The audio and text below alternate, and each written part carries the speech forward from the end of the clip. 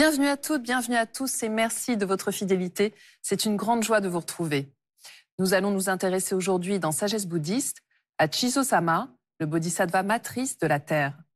Il fait partie de ces êtres de bonté merveilleuse qui, après de longues périodes de pratique intensive, portent à la perfection des vertus telles que le don, l'éthique, la patience, l'énergie, la sagesse, la tranquillité de l'esprit et qui font le choix de rester dans notre monde afin d'aider tous les êtres à atteindre la délivrance dukkha, notre souffrance inhérente. Qu'en est-il plus précisément de Chiso-sama? Comment est-il représenté, célébré et surtout quelles qualités incarne-t-il? C'est ce que je vous propose de découvrir sans plus attendre avec notre invité. Jokaini, bonjour. Bonjour. Alors d'abord étudiante laïque à la demeure sans limite en Ardèche, vous y avez été ordonnée en 1998. Oui. Vous avez suivi les enseignements de Joshin Bashu, sensei, auprès de qui vous avez pratiqué. Au printemps 2013, vous êtes revenu d'une retraite de 2 ans et demi au Nisodo, donc c'est un monastère de formation des nonnes de l'école Soto-Zen au Japon, où vous avez reçu la transmission de Aoyama Shundo Roshi. En 2014, Joshin Bashu Sensei vous a confié la direction de la demeure sans limite afin d'y partager des enseignements reçus avec tous ceux qui s'y arrêtent un moment. Merci infiniment d'être avec nous aujourd'hui. Merci à vous. Alors, Jokaini, est-ce que vous pourriez nous rappeler tout d'abord ce qu'est un bodhisattva? Le bodhisattva, c'est un être d'éveil, mais qui fait ce choix, donc qui, pendant un temps incommensurable, fait ses pratiques de vertu, de bonté, générosité, d'éthique. Et puis, il pourrait aller à la bouddhéité.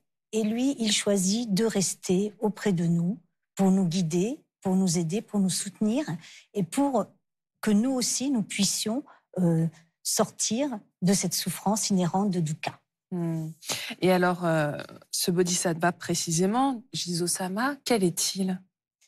Alors, Jizo-sama, il est un des 8 bodhisattvas principaux et il est surtout vénéré, je dirais, en Chine et au Japon.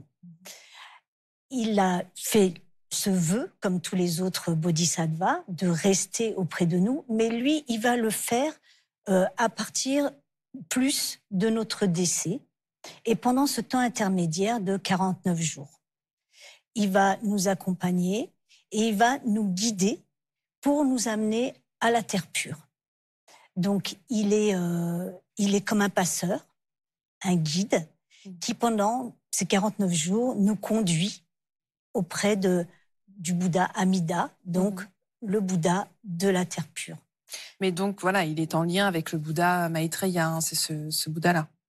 Il est aussi en lien avec le Bouddha Maitreya parce que dans ses vœux, multiples vœux, il a ce vœu aussi de rester auprès de nous depuis le parinirvana du Bouddha, donc il y a environ 2500 ans, jusqu'à l'avènement du prochain Bouddha qui est appelé Maitreya. On retrouve des traces dans le Sutra du Lotus. Et Maitreya, en fait, c'est maîtrise, c'est l'amour bienveillant. Alors, Jokaini, comment est-il représenté, ce bodhisattva Jizo-sama? Alors, c'est intéressant parce qu'en général, les bodhisattvas sont représentés dans des drapés, avec des bijoux, des ornements, ou avec des grandes coiffes, parfois avec des bouddhas aussi dans leurs coiffes, comme ça. Et Jizo-sama, lui, moi je l'ai toujours vu comme ça en tout cas, et au Japon, il est représenté comme un moine, comme moi, exactement comme ça. Il a un joyau dans une main, dans la main droite, et puis il a son bâton de pèlerin, puisque c'est un moine de l'école bouddhiste, donc il est errant, il marche, et il est représenté dans une simplicité, parce qu'il nous guide, parce qu'il va nous aider à passer, à avancer, et il reste en lien, on ne va pas aller voir Jizo dans un endroit spécial, il est auprès de nous. On le rencontre dans notre vie de tous les jours, hein, c'est ça? Oui, c'est ça, on va le trouver sur les chemins, on va le trouver au carrefour des routes et bien sûr, on va le trouver devant ou dans les cimetières. Et alors justement, quelle qualité incarne-t-il, Jizo-sama? Alors, il est le guide, le passeur, et puis il nous relie à la terre. Alors, ce que j'ai pas dit, c'est que Ji, c'est la terre, hein, dans le sens, et puis Zo, c'est le réceptacle, hein, un peu la réserve, là où on va garder. On garde quoi? Les bienfaits, les vertus de la terre. Donc Jizo, dans ses qualités, il est relié à la terre. Et ce qui est vrai déjà dans un pays comme le Japon, tout ce qui est de la nature, on sait comme c'est instable. Et donc Jizo, il va nous aider à rester en lien avec cette terre où il va garder ses bienfaits. Alors, Jizo, c'est aussi quelqu'un, enfin un bodhisattva, qui est très lié à la mère et à l'enfant, n'est-ce pas?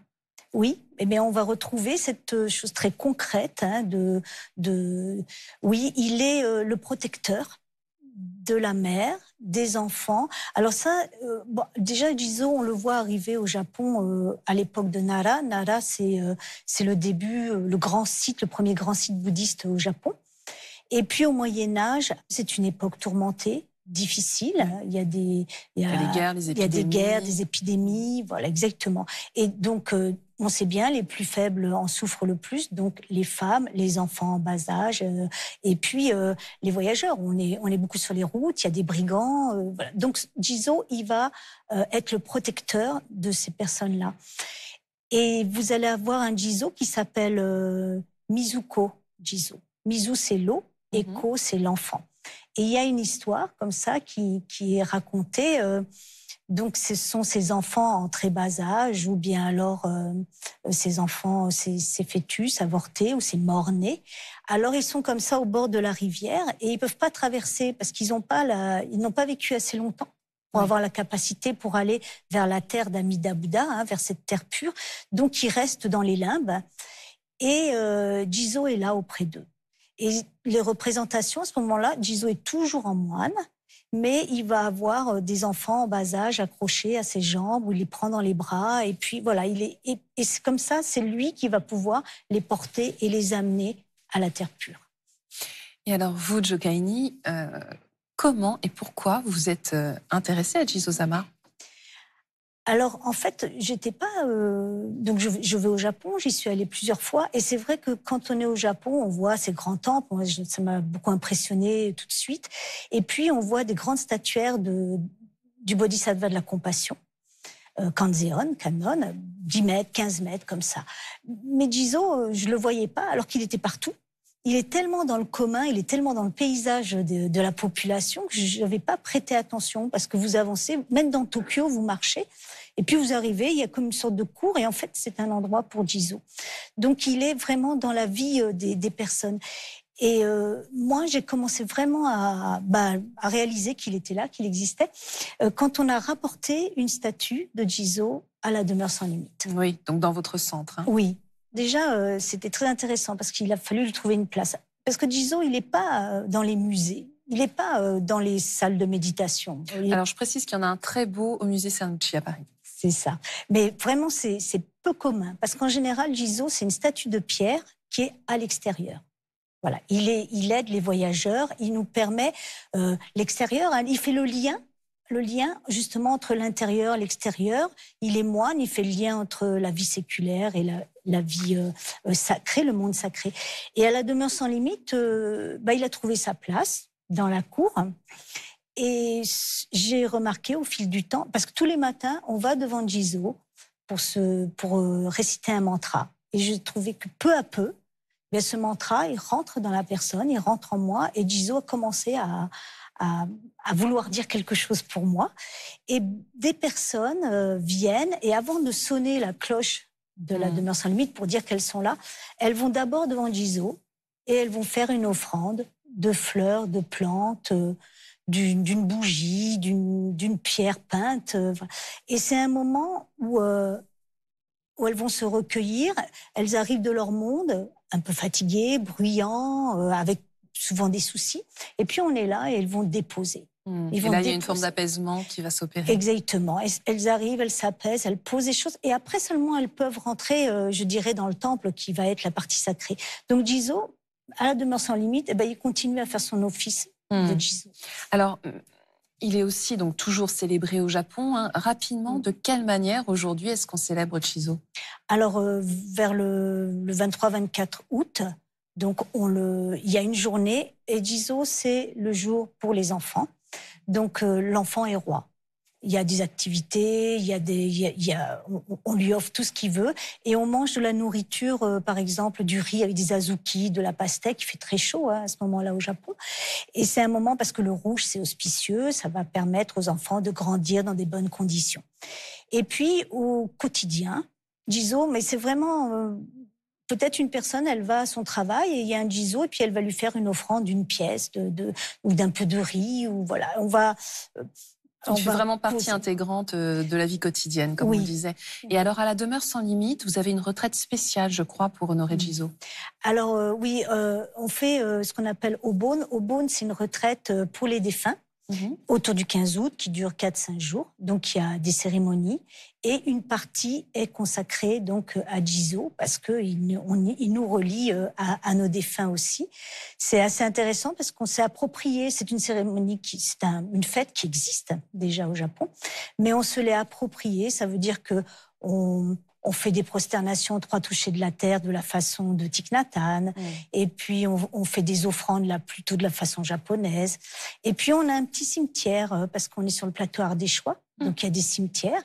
Et ce petit cimetière, chaque année, eh bien on le nettoie. Il n'est pas à nous, il a une famille, mais on le nettoie et on dépose après des fleurs. Des fleurs des champs. Vous honorez les morts. Et on honore, oui. Et on est chacun avec nos propres défunts, mais ensemble. Et alors, Joe-Kahini, pour vous, Jizo, c'est quoi aujourd'hui? Comment est-ce qu'il s'incarne? Alors Jizo, moi je pense que Jizo, il est un peu triste en ce moment. Ouais, Jizo, il est un peu... J'imagine qu'il s'assoit à côté de Kanzeon et puis il regarde le monde et Kanzeon, elle voit le monde et elle pleure. Et Jizo, il est triste parce que il est réceptacle des bienfaits de la terre, des richesses. Et ces richesses, elles se sont amoindries. Et nous, je pense qu'aujourd'hui... voilà, on pourrait avoir de la gratitude, exprimer cette gratitude. Et nous, on continue de dire, ah, encore, Jizo, donne-nous, Jizo, encore plus. Et je pense que là, l'offrande que nous, on pourrait faire, les êtres, eh bien, ça serait de ralentir. Parce que l'offrande, c'est toujours quelque chose que je veux devoir donner de moi. Et donc, ralentir, peut-être que pour que Jizo puisse retrouver les richesses de la terre. C'est vrai que Jizo est vraiment en lien avec l'écologie, qui est une thématique essentielle aujourd'hui. Mais d'ailleurs, au Japon, il y a une forme de cérémonial autour de lui. Oui, tout à fait. Tout à fait. Et puis, voilà, on a parlé beaucoup de ce qu'on appelle Fukushima. Hein, mais en fait, on appelle Fukushima et on pense à la centrale nucléaire. Bon, mais au départ, c'est un raz-de-marée. Et les gens vont poser des petits giseaux de chiffon, comme ça, faits en papier et chiffon, pour aller vers la mer et qui puissent aider comme ça tous les êtres, ceux qui ont disparu. Hein, plus de 18 000 personnes ont disparu, personnes victimes. Et puis aussi pour alerter et pour dire oui, attention, que faisons-nous? Que faisons-nous de notre terre? Oui. Jizo est plus que jamais d'actualité. Oui, je pense que c'est le bodhisattva que l'on peut vénérer actuellement avec beaucoup de ferveur. Merci infiniment, Joe-Kahini, d'avoir été avec nous aujourd'hui. Merci beaucoup. C'est la fin de cette émission. Avant de nous quitter, voici quelques ouvrages que nous vous proposons pour approfondir cette réflexion. Avec tout d'abord Une vie de nonne zen de Shundo Aoyama aux éditions Le Prunier Sully. Vous retrouverez ici le parcours de l'auteur, des moments marquants de sa vie à ses rencontres avec des maîtres zen et laïcs, en passant par ses expériences monastiques dans un Japon traditionnel et ses voyages à l'étranger. Une saison en méditation de Joshin Bashu, publiée aux éditions du Cerf. Et enfin, Éloge du silence de Marc de Smet chez Albin Michel. C'est la fin de cette émission. Vous pouvez la revoir pendant 1 mois sur France.tv. Nous vous souhaitons un très, très beau dimanche. À la semaine prochaine.